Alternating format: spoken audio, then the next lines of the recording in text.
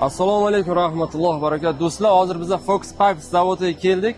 Inshaalloh birgalikda hamkorlik qilmoqchimiz. Hamkorlik qilishimiz uchun mahsulotning sifatini bilishimiz kerak. Ertaga servis nima bilan ishlayotganligini bilish kerak. Shuning uchun hozir bu blok kanalizatsion turbalar ishlab chiqaradigan blok. Inshaalloh kirib ish jarayonini ko'ramiz va sifatiga baho beramiz. Tayyor siryo. Ko'raman turbalar sifati yaxshida, qalin, qattiq turbalar chiqqanda. Ularni keling sizga protsessni ko'rsatay birinchi. Protses bu yerdan boshlanadi. Navoiy azotni xomashiyosidan. Zero birinchi stanokni menimcha stanokga kiradi, to'g'rimi? Yo, ikkalasi ham ikkita liniya bu yerda. Qalinligi bizda 3 xil, ya'ni 1.8, 2.2, 3.2, ya'ni bu qalinligiga qiladi.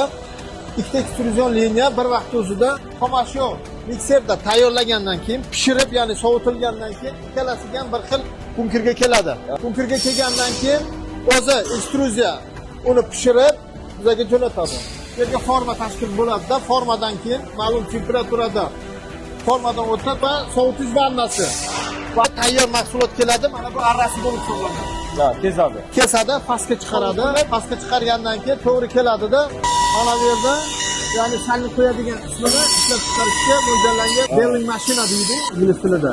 Ana o'z protsessni birdan ko'rsak, hozir sizlarning mahsulotlaringga o'sha necha yil garantiya berasiz? Tuxum bo'lib qolmasligiga, yo'rilib ketmasligiga. uni yorilib ketmasligi asosan ishlab chiqarishga bog'liq bo'ladi. Bu ma'lum temperaturaga pishirilgandan keyin chiqadi.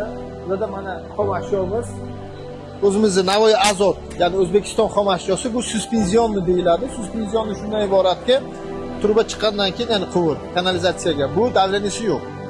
Kanalizatsiyaga ishlatiladigan davleniga ishlatmaydi. Buni elips bo'lmaydigan garantiyasi bor.